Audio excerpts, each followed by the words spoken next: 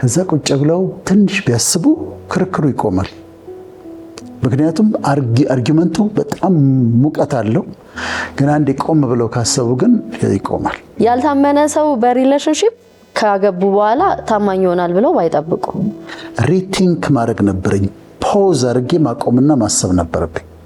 ከዛ እሷ የነገረችኝ ነገር አመንኩበት፣ ሰማኋት። ሲስተር ህብረትን ዩተርን አደረኩ።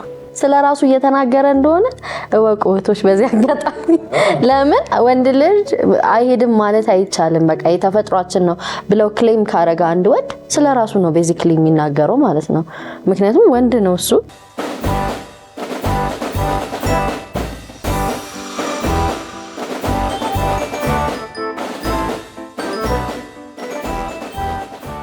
ሰላም እንዴት ናችሁ? ፍቅር ይበልጣል ነኝ። የእውቀት አልማዞች ፕሮግራማችን ጀምሯል። ዘወትር አርብ በዚህ ሰዓት የሚተላለፈው ፕሮግራም ስለ ተለያዩ የማህበረሰብ የነገረ መለኮት እንዲሁም የስነ ልቦና ጉዳዮችን ከዶክተር ወዳጄነህ ማረነ ጋር የምንወያይበት ነው። በዛሬው ሀሳባችን ደግሞ ልንወያይ የወደድ ነው ቆም ብሎ ስለማሰብ ነው። እንዴት ነው ቆም ብለን የምናስበው? በምን ረገድ ነው? የትኛው የህይወታችን ምዕራፍ ላይ ነው የሚለውን አጠቃላይ ሀሳብ ደግሞ ከዶክተር ወዳጄነህ ጋር ቆይታ እናደርጋለን። ጥሩ ጊዜ እንደሚኖረን አልጠራጠርም። አብራችሁን ነው። ዶክተር ፍቅር እንዴት ነሽ? እግዚአብሔር ይመስገን። እንዴት ነህ? ደህና ነኝ። ባለፈው ሳምንት ፕሮግራም በጣም ብዙ ሰው ተነክቷል። ባንቺ በጣም ተነክተው ነበር። ብዙ ሰዎች አስተያየት ሰጥተውኛል። እግዚአብሔር ይመስገን። ሳምንት እንዴት አለፈ? ጥሩ ነው። በጣም ጥሩ ነው። ጥሩ ጊዜ ነበረ። ኦኬ። ዛሬ እንግዲህ እንዳስተዋወቅኩት ቆም ብሎ ስለማሰብ አንዳንድ ውሳኔዎቻችንን በተለያየ የህይወታችን መስክ የሚያመጣው ተጽዕኖ ምናልባት ደግሞ የዛሬው ሀሳባችን ህይወታችንን እንድንዳስስ ምን ላይ እንዳለን ወዴት እየሄድን እንደሆነ የሚጠቁም ይመስለኛልና ቆም ብሎ ማሰብ ምንድን ነው? ቆም ብሎ ማሰብ ፖዝ ኤንድ ቲንክ ማለት ነው። ማለት በህይወት ምዕራፍሽ ላይ አንዳንድ ቦታ ላይ ቆም ብለሽ የምታስቢበት ወይ ደግሞ ሪቲንኪንግ ይባላል። ሪቲንኪንግ የሚባል ሪቲንክ ታደርጊያለሽ ውሳኔዎችን፣ የህይወትሽን መንገድ እና ቆም ብለሽ ሪቲንክ የምታደርጊበት እንደገና የምታስቢበት እና ፖዝ ቲንክ አክት ከዛ ቆሞ ማሰብ እንደዛ ነው። አይ ቲንክ ምሳሌዎች ናቸው የሚያስረዱልኝ ብዬ አስባለሁ። አንዳንዴ የጦፈ ክርክር ውስጥ ሆነሽ ከሰዎች ጋር እስቲ አንድ ጊዜ እናቁምና እናስብ ብትይ፣ አንድ ጊዜ አቁመን አስበን ከዛ ክርክሩን እንቀጥል ብትይና ብሬክ ቢወሰድ ከዛ ቁጭ ብለው ትንሽ ቢያስቡ ክርክሩ ይቆማል። ምክንያቱም አርጊመንቱ በጣም ሙቀት አለው። ግን አንዴ ቆም ብለው ካሰቡ ግን ይቆማል። ፕሬዚደንት ጆን ኤፍ ኬኔዲ የሚባሉ ፕሬዚደንት ነበሩ አይደለም? 35ኛው ፕሬዚደንት በ43 ዓመታቸው ነው ጆን ኤፍ ኬኔዲ ፕሬዚደንት የሆኑት። በጣም ተወዳጅ ፕሬዚደንት እና በዚህ በፖዝ ኤንድ ቲንክ ይታወቃሉ። አንድ ጊዜ ምን ሆነ? ዓለም ላይ ከባድ ችግር ተፈጠረ። በ1962 ዓመተ ምህረት ነው። የኪውባን ሚሳይል ክራይሲስ ይባላል ችግሩ የተፈጠረው። ኮልድ ዋር ላይ ናቸው፣ ቀዝቃዛው ጦርነት ላይ ነው። በዚህ በኩል አሜሪካና አጋሮቹ አሉ፣ ኢምፔሪያሊስቶች የሚባሉት። በዚህ ጋር ሶቪየት ዩኒየን ወይ ዩኤስኤስአር እና ኮሚኒስት የተባለው ዓለም አለ እና በሁለቱ መካከል ፍጥጫ አለ። በዚህ መሃል ዩኤስኤስአር ወይም ሶቪየት ዩኒየን ትነሳና ለኪውባ የኒውክሌር ሚሳይሎች ትሰጣታለች። ኪውባ ደግሞ የት ነው ያለችው? ለአሜሪካ በጣም ቅርብ። ስለዚህ የኒውክሌር ሚሳይል ሰጠቻት እና አሜሪካኖቹ በጣም ተረብ አጠገባችን ያለች ሀገር ኒውክሌር ሚሳይል ታጥቃ እንዴት ነው የምንኖረው አሉ። ስለዚህ ምን አሰቡ? የነዚህ ባለስልጣኖቹ ምናምን ኢንቬድ እናድርግ እንውረራሉ፣ ኪውባ እንውረርና እነዛ ሚሳይል እንወሰድባታሉ። ከዛውን ሶቪየት ዩኒየን ደግሞ ይሄንን ታረጉና ከኔ ጋር ነው የምትጣሉት አለች። ስለዚህ ከባድ ፍጥጫ፣ በጣም ችግር።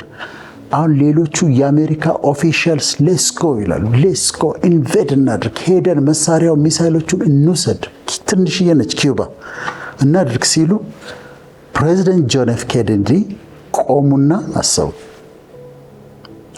ፖዝ አድርገው አሰቡ። ከዛ ሲያስቡት አሁን በማና በማ መካከል ችግር ሊፈጠር ነው፣ በአሜሪካና በሶቪየት ዩኒየን ማለት በምስራቁ ዓለምና በምዕራቡ ዓለም ጦርነት ሊጀመር ነው።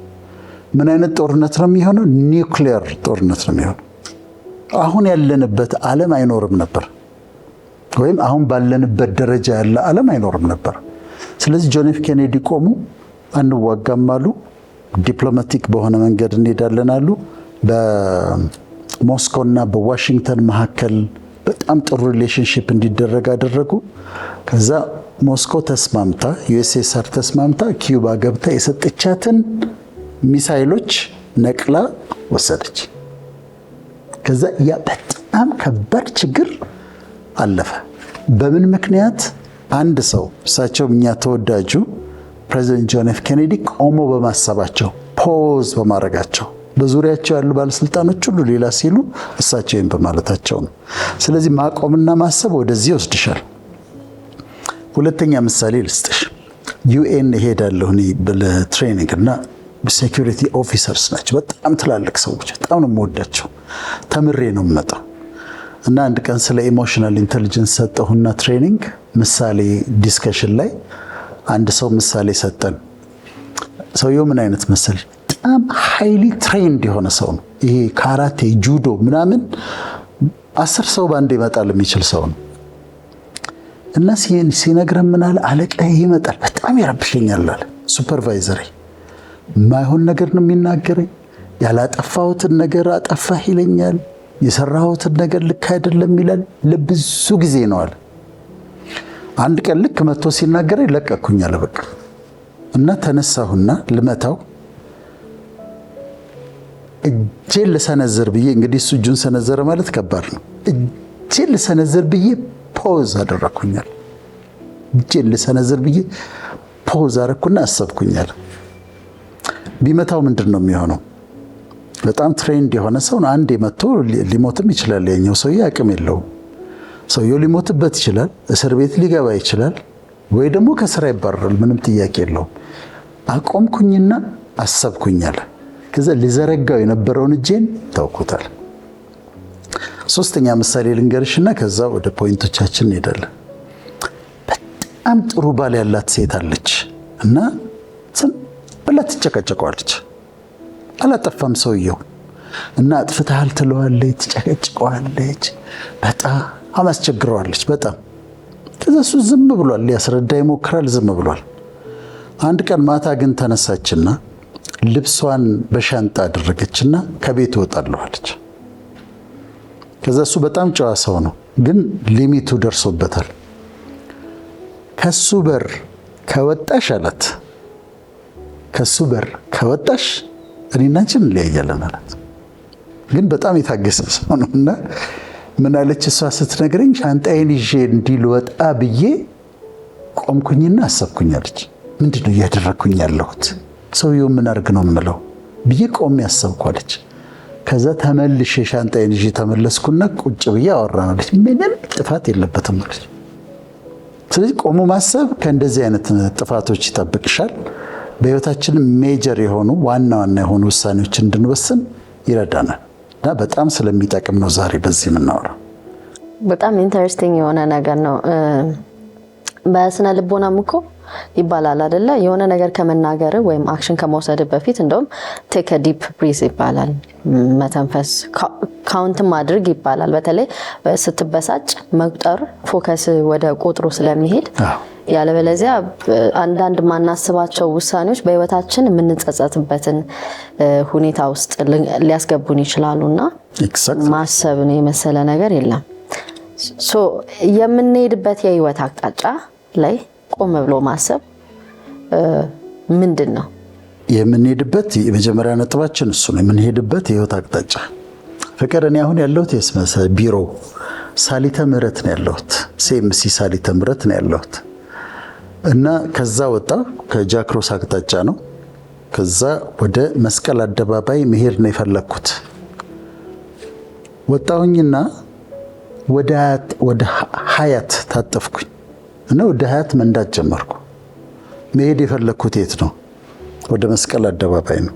አሁን እየነዳው ያለሁት ወዴት ነው? ወደ ሀያት ነው። ዝም ብዬ ብነዳ እደርሳለሁ መስቀል አደባባይ?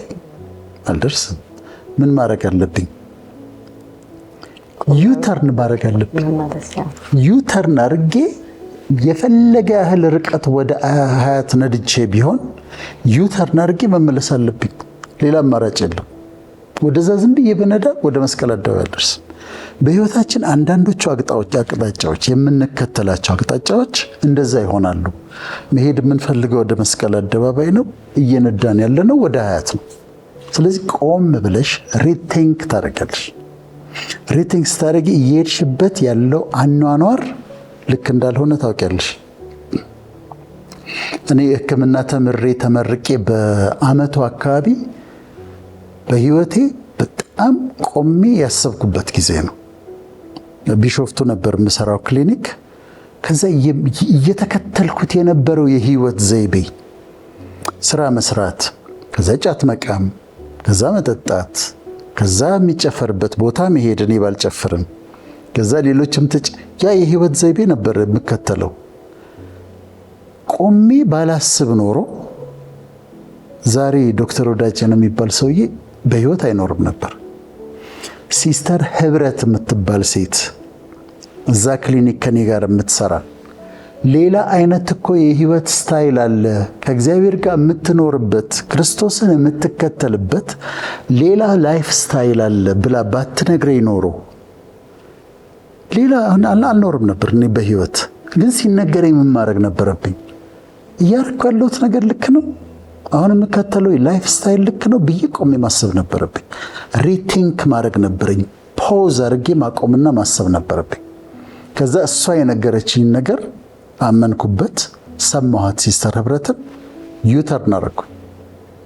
ዛሬ በህይወት አለሁ። በህይወት እና ሱስም አንድም ሱስ የለብኝም፣ መኖርም የለበትም። ይሄ ዳይሬክሽን መለወጥ ነው። በተለያዩ በሌሎችም መንገዶች ለምሳሌ የበቀል፣ የንዴት፣ የጥላቻ መንገድ የሚሄዱ ሰዎች አሉ። በዛ መንገድ ይሄዳሉ። አያዋጣም። ጥፋት ነው የሚያመጣቸው። በኋላ ወደ ሞት ነው የሚወስዳቸው። በኋላ ወደ እስር ቤት ነው የሚከታቸው። ስለዚህ ምንድን ነው የሚያደርጉት? ፖዝ ኤንድ ቲንክ፣ ፖዝ ኤንድ ቲንክ። ይሄ ነገር ወደ ህይወት ይወስዳል ብሎ ማሰብ፣ ከዛ ኮምፕሊትሊ አቅጣጫ መቀየር ያስፈልጋል።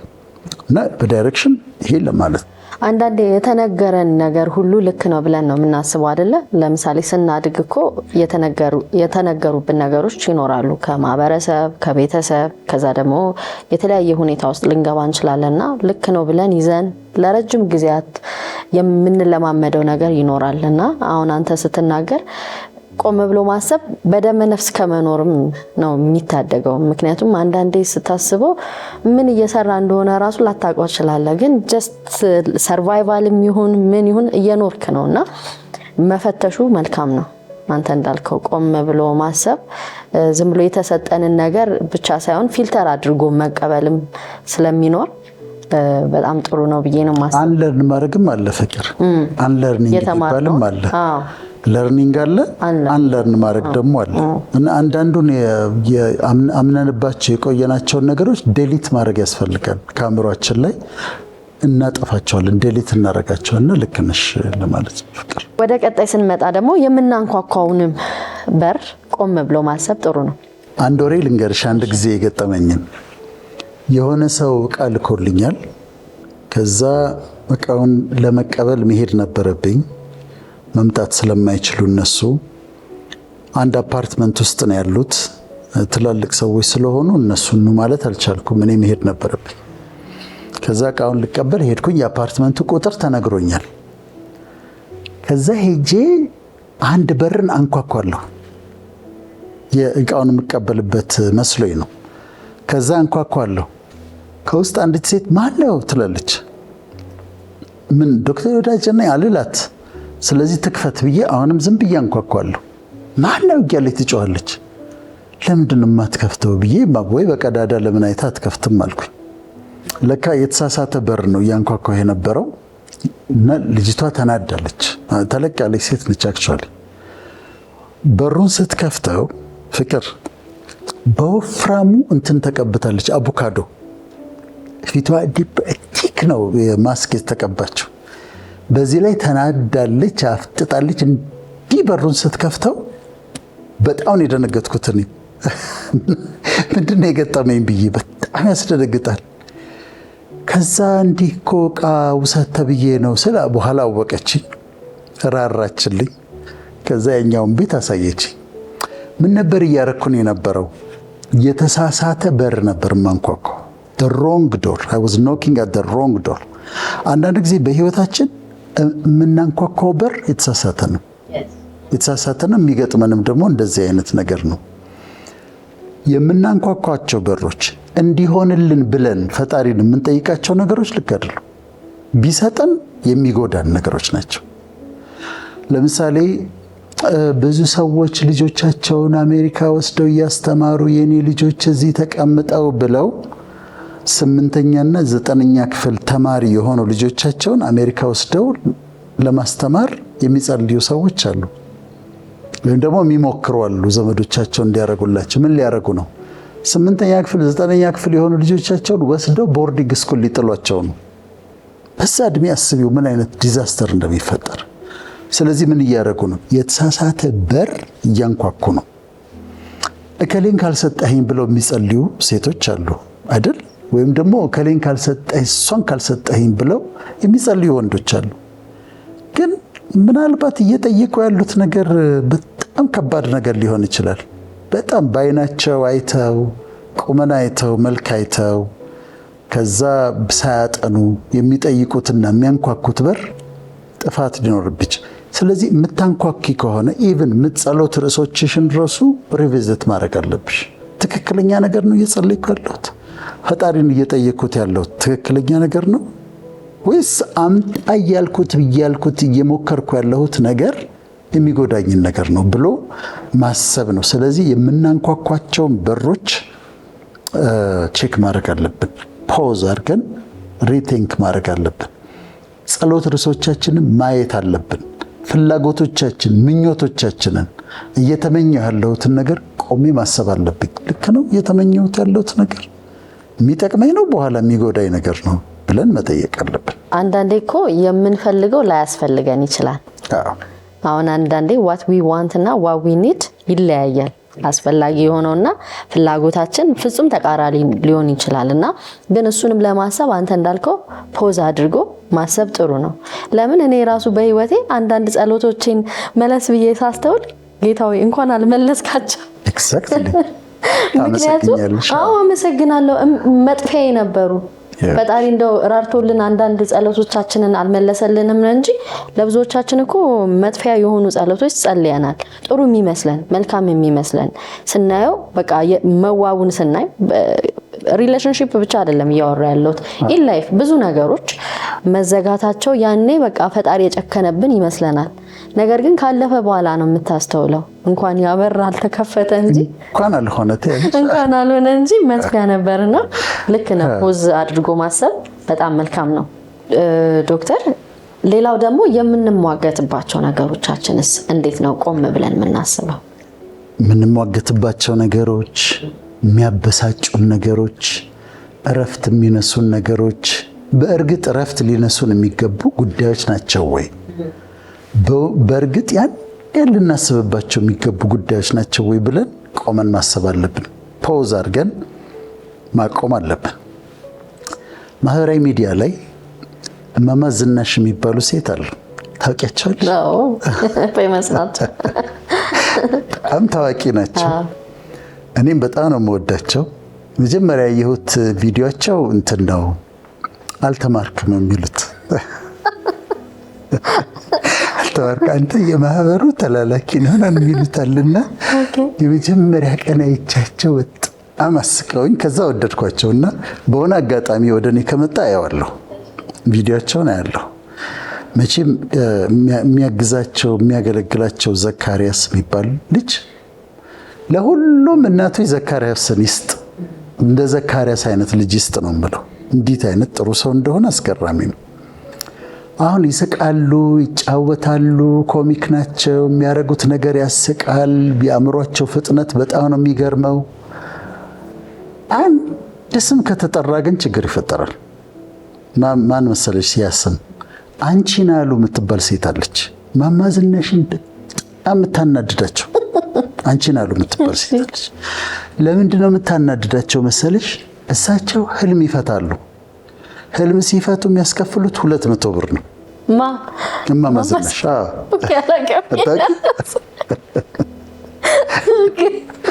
ህልም ይፈታሉ እና ከፍያው 200 ብር ነው። ይቺ አንቺን አሉ በ50 ብር ህልም ትፈታለች።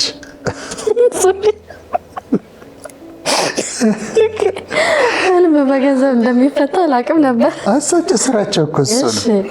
እና 200 ብር ነው የሚያስከፍሉት እሳቸው። አምጣ 200 ብር በ100 ብር አልፈታም ነው የሚሉት።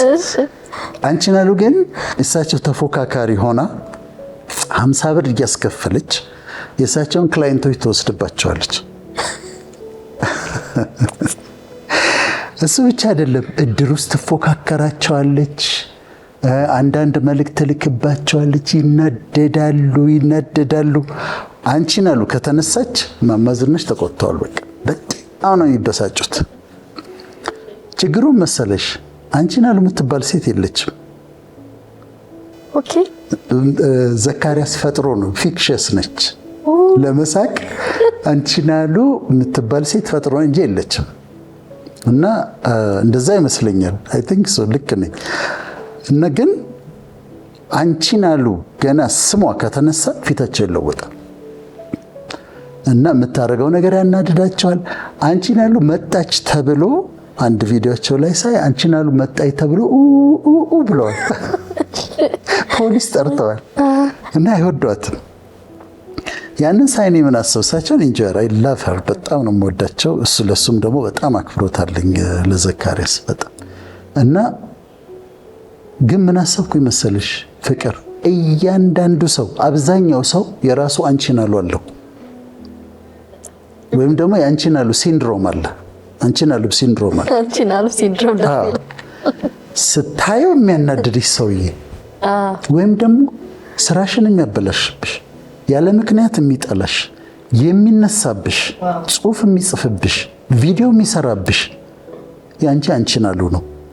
እና ብዙዎቻችን አንቺን አሉ አለን ወይም አንተን አሉ አለን። ይሄ ስማቸው የሆኑ ሰዎችን ይቅርታ ጠይቃለሁ፣ ያው እዛ ጋር ስለተነሳ ነው።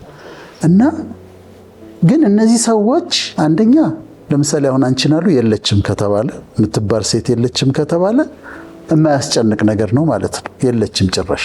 ወይም ደግሞ አለች አንቺን አሉ ግን በአንቺ ህይወት ላይ ምንም አቅም የላትም፣ ምንም አታመጣም። ቪዲዮ ይስራ፣ ጽሁፍ ይጻፍ፣ ዘመቻ ያስነሳ፣ በእኔ ህይወት ላይ ለውጥ አያመጣም። በየመስሪያ ቤቱ አንቺን አሉ አለች። ያንዳንዱ ሰው አብዛኛው ሰው የራሱ አንቺን አሉ አለች። የሚያስጨንቃት እንድትበሳጭ የሚያረግ እንድትናደድ የሚያረግ ስራዋን የሚያበላሽባት አንቺን አሉ አለች።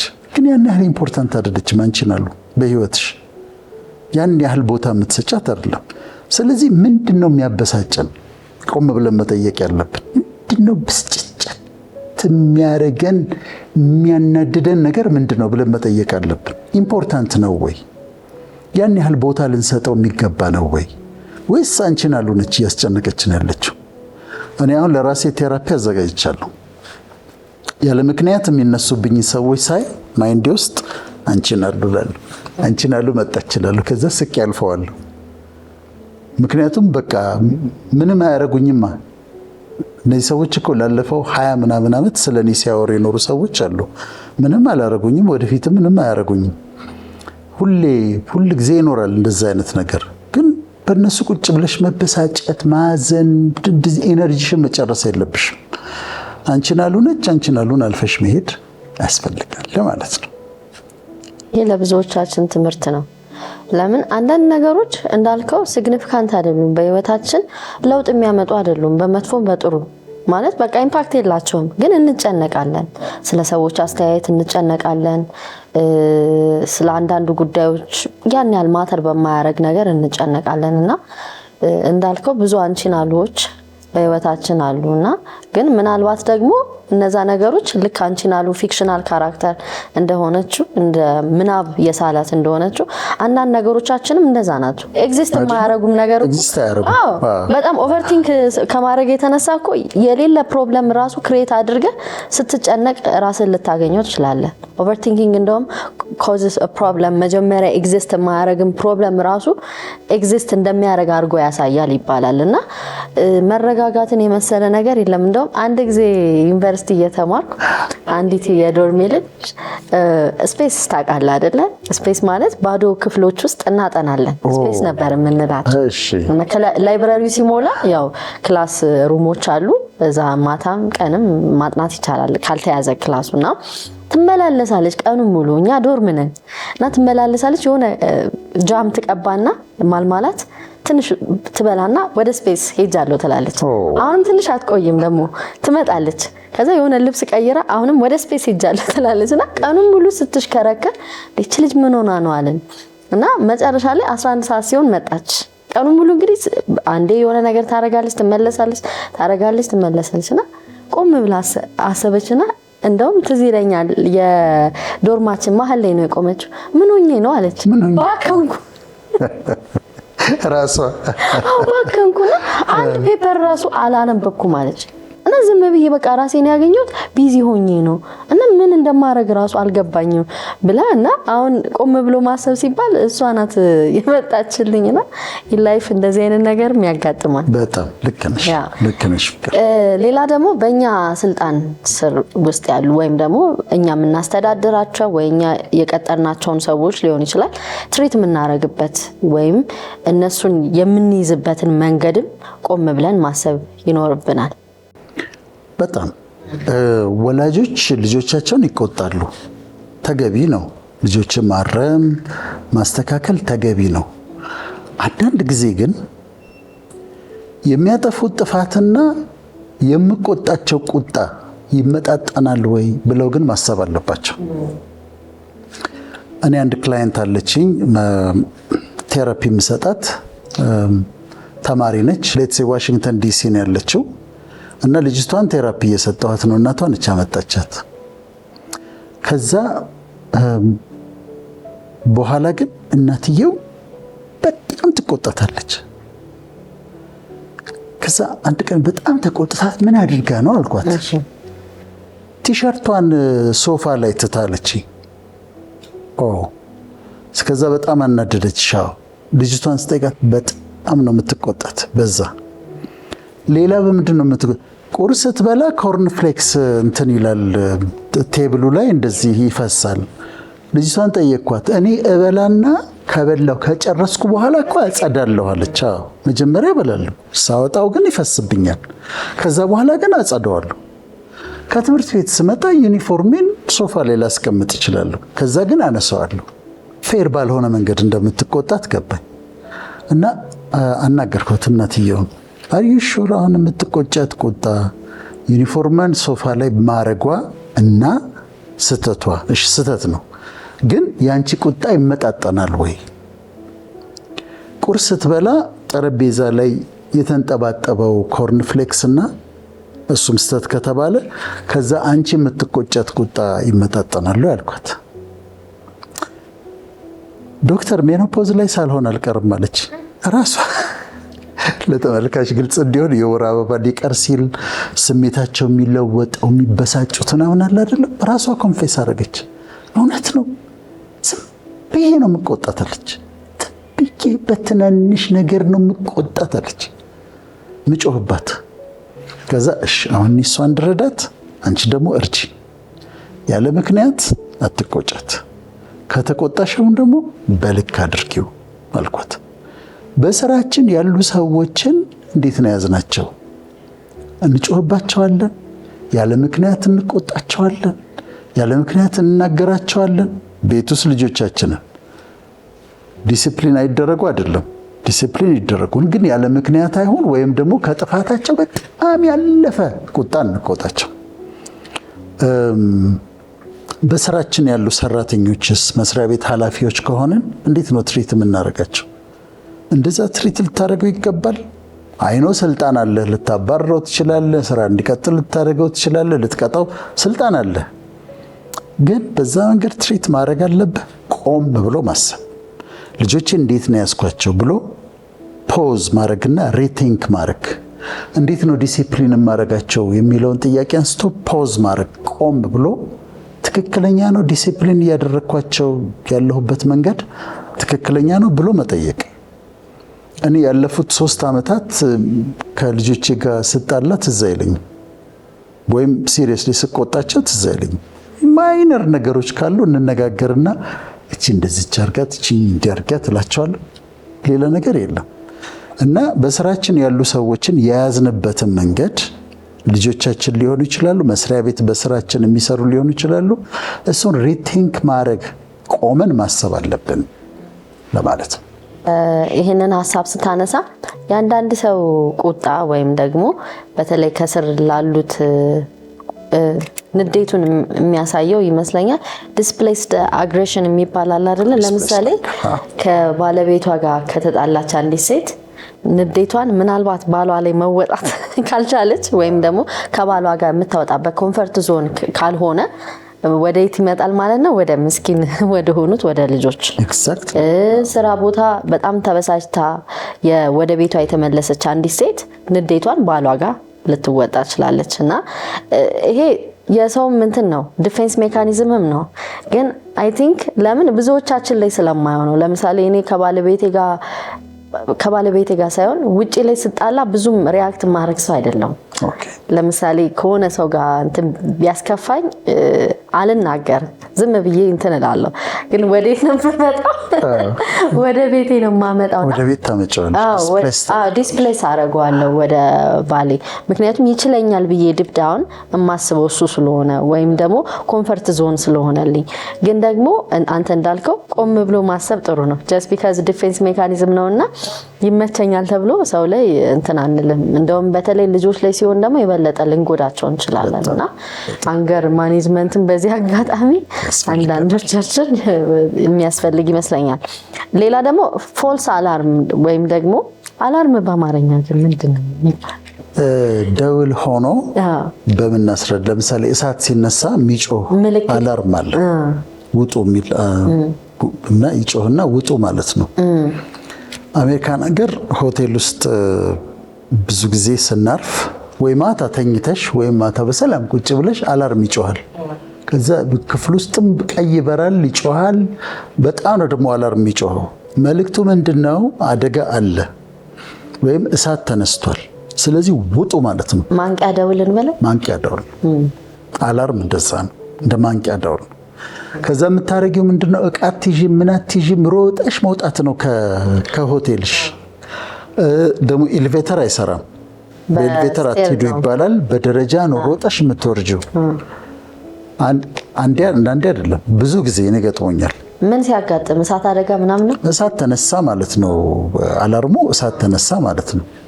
ግን ሮጠሽ ስትወርጂ ተሯሩጦ ሁሉም ሰው አንዳንዱ በፒጃማ አንዳንዱ ምናምን ትወርጃለሽ። የእሳት አደጋ መኪና ይመጣል፣ ፖሊስ ይመጣል፣ አምቡላንስ ይመጣል። አሜሪካ 3ቱም አንድ ላይ ነው የሚመጡት።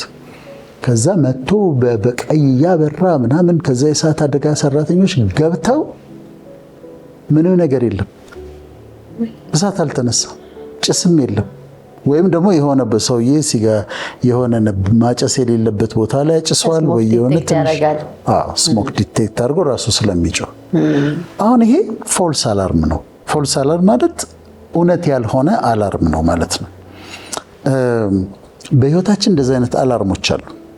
አሁን እናቶች አእምሮ ውስጥ የሚደውል ልጆቻቸውን ትምህርት ቤት ልከው ልጅ የሆነ ነገር ሆናለች፣ አንድ ነገር ሆናለች፣ ወድቃ ይሆናል፣ እንዲህ ይሆናል፣ ምግብ እየሰሩ ስራ ላይ ሆነው ዝም ብሎ አላርም ይመጣባቸዋል።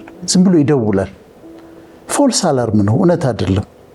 ወይ ጨንቋቸው ከሄዱ ትምህርት ቤት ወይም ትምህርት ቤት ከደወሉ ልጅ ሲሉ ምን እየተማረች ነው እሷ?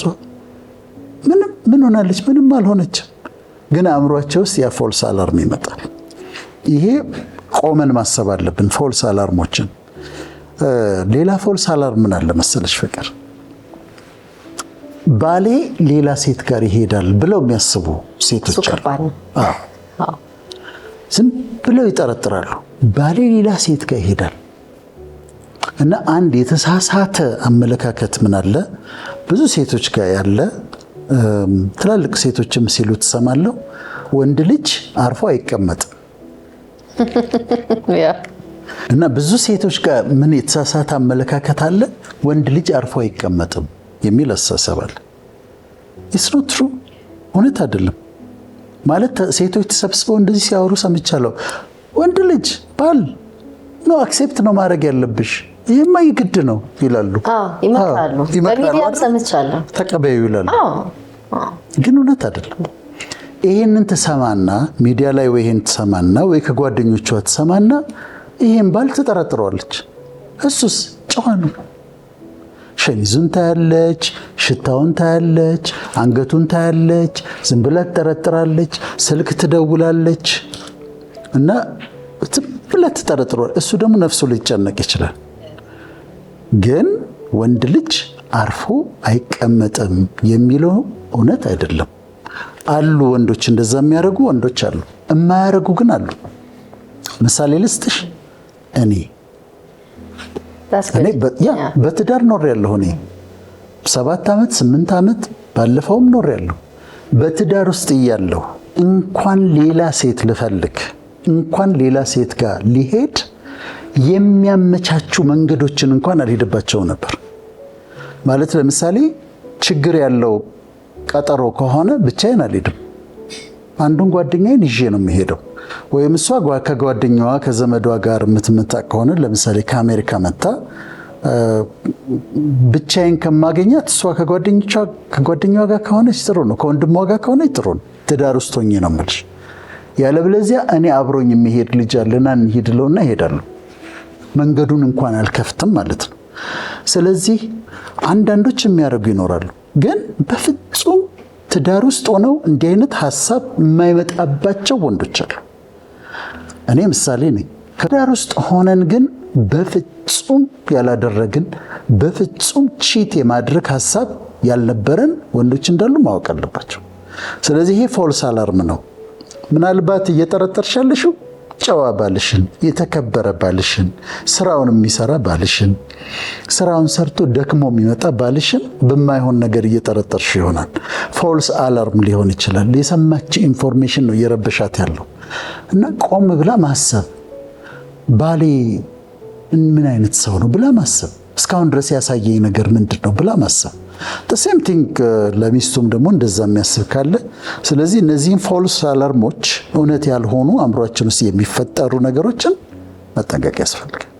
ይሄ ነገር አሁን ስለ ታማኝነት ጉዳይ የወንድ ልጅ አይድም ማለት አይቻልም ብለው ሲያወሩ ወንዶችም የሚሉ ሰምቻለሁ። ወንድ ልጅ አይድም ማለት አይቻልም ራሳቸው። ስለዚህ እኔ እንደውም እንደዚህ ሲናገር ስለ ራሱ እየተናገረ እንደሆነ እወቁ እህቶች። በዚህ አጋጣሚ ለምን ወንድ ልጅ አይሄድም ማለት አይቻልም በቃ የተፈጥሯችን ነው ብለው ክሌም ካረጋ አንድ ወንድ ስለ ራሱ ነው ቤዚክሊ የሚናገረው ማለት ነው።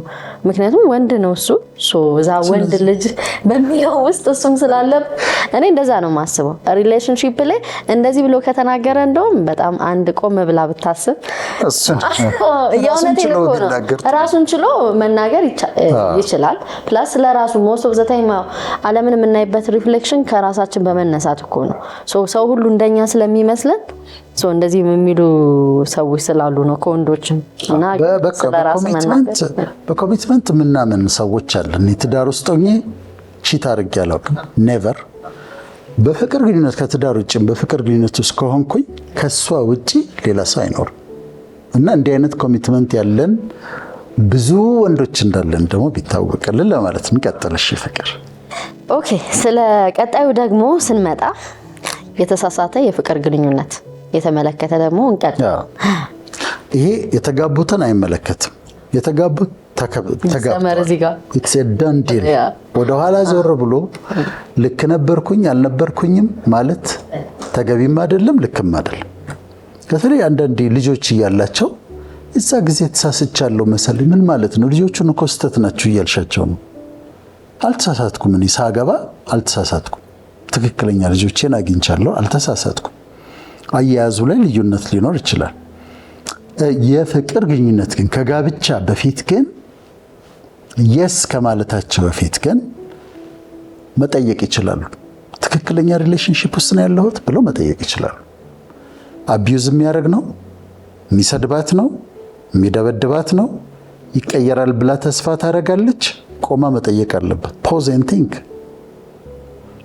እሷ ማትታመን ነች፣ ማታከብረው ነች። የሱ ክብር ማይታያት ነች። የሚያደርገው ነገር ክብሩ አይታያትም። ቆም ብሎ ማሰብ አለበት እና ቆመው እንዲያስቡ ከማግባታቸው በፊት ቆሞ ማሰብ ያስፈልጋል። እዚህ ላይ ፍቅር፣ አንቺ የሪሌሽንሺፕ ኤክስፐርት ስለሆንሽ እስቲ አሁን በፍቅር ግንኙነት ውስጥ ያሉ ሰዎች ችግር ውስጥ እንዳሉ፣ የተሳሳተ የፍቅር ግንኙነት ውስጥ እንዳሉ የሚያሳዩ 3 ሬድ ፍላጎች፣ ማስጠንቀቂያዎች ንገሪ። ኦኬ፣ የመጀመሪያው ኮሚኒኬሽናቸው ወይም ተግባቦት ላይ ችግር ካለ ነው። ሰው መግባባት ካልቻለ ባያገባ ይሻላል። መግባባት ሲባል ብዙ ናቸው። ኮሚኒኬሽን ሰፊ ነው እንደምታውቀው። ባይዘዌ ሰዎች ከሚፋቱበት የፍቅር ግንኙነት ከሚቋረጥበት ዋነኛው ምክንያት ሰው መግባባት ስለተሳነው። ስለዚህ አንድ አይነት ቋንቋ እየተነጋገርክ የተለያየ አይነት እንደምትናገር ሁኔታ ውስጥ ከገባ የማትደመጥበት ያንተ ሀሳብ ቦታ የሌለበት ወይም ደግሞ ኩርፊያ በጣም በተከታታይ ስቶንዎሊንግ የምንለው ካለ ወይም ደግሞ በፍራቻ ሀሳቤን ብናገር ትታኝ ልትሄድ ትችላለች ወይም ትቶኝ ሊሄድ ይችላል ብሎ ሀሳብን ቦትል ዳፕ ማድረግ ማፈን ካለ እንደዚህ አይነት ሁኔታ እንዴት ነው ወደ ትዳር ባይመራ ይሻላል። ስለዚህ ሬድ ፍላግ ሚስ ኮሚኒኬሽን ካለ ሁሌ ኮንሲስተንት በሆነ ሁኔታ መግባባት ከተሳናቸው አንዱ ሜጀር ሬድ ፍላግ። ሁለተኛው ደግሞ ሪስፔክት ከሌለ ሪስፔክት በሁለቱም ሳይድ ሪስፔክት ማለት የሰውን ሀሳብ ቦታ መስጠት፣ ባውንደሪዎችን ወይም የምትፈልጋቸውና የማትፈልጋቸው ይኖራሉ። ለምሳሌ ይሄ ደስ አይለኝም ይሄ ደስ ይለኛል ያልከው እሱ ወሰን የማይከበር ከሆነ አንድም ይሄ ብሪች እየተደረገ ነው ማለት ነው። ሪስፔክት እየተደረገ አይደለም። ሀሳብ የማትገዛው ከሆነ ወይም ደግሞ ለሀሳብ ምንም የፈለገውን በዛኛው ወገን በአንደኛው ወይም በሁለቱም ሊሆን ይችላል የራሳቸውን የወደዱትን ልክ ኦቶኖሚያስ እንደሆኑ ወይም አንድ ለብቻቸው እንደሆኑ አይነት የሚወስኑም ከሆነ ሪስፔክት የለም ማለት ነው። ስለዚህ ይሄኛው ሜጀር ሬድ ፍላግ ነው። ሶስተኛው ደግሞ ታማኝነት ከሌለ ምንም መደራደር የሌለባቸው ነገር ያልታመነ ሰው በሪሌሽንሺፕ ካገቡ በኋላ ታማኝ ይሆናል ብለው ባይጠብቁ።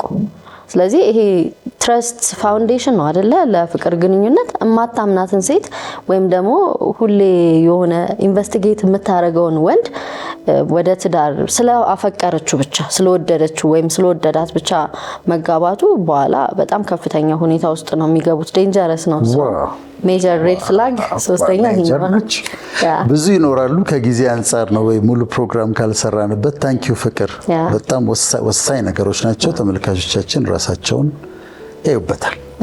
ወደ ቀጣይ ደግሞ ስመጣ የሚዲያ አጠቃቀማችን በተለይ ከጊዜ ጋር በተያያዘ ይሄኛውንም ፖዝ ኤንድ ቲንክ ማድረግ አለብን። እሺ፣ የሚዲያ አጠቃቀማችን አንደኛ ሰዓቱ ምን ያህል ጊዜ ነው የምንፈጀው ብለን መጠየቅ አለብን። አንድ ሰው በ20 ዓመቱ ሶሻል ሚዲያ መጠቀም ቢጀምር እድሜው እስከ 80 ዓመት ቢቆይ የህይወቱን እና በቀን 4 ሰዓት ቲክቶክ ላይ የሚያጠፋ ከሆነ የህይወቱን ከ10 እስከ 12 ዓመታት ቲክቶክ ላይ ያሳልፏል። what a waste። ካልኩሌት አድርጊው 10 years of your life ቲክቶክ ላይ ያልቋል። ለማይረባ ነው ደግሞ most of the ለማይረባ። አብዛኛው አሁን ሰው ቲክቶክ ነው የሚያየው። በቀን 3 ሰዓት 4 ሰዓት የሚያዩ አሉ። 4 ሰዓት የሚያዩ ከሆነ የህይወታቸውን 10 ዓመት ቲክቶክ ሲያዩ ነው ያሳለፉት ማለት ነው። እንዴት ነው የህይወቴን 10 ዓመት ለቲክቶክ የምሰጠው? በጣም ከባድ ነው አይደለም?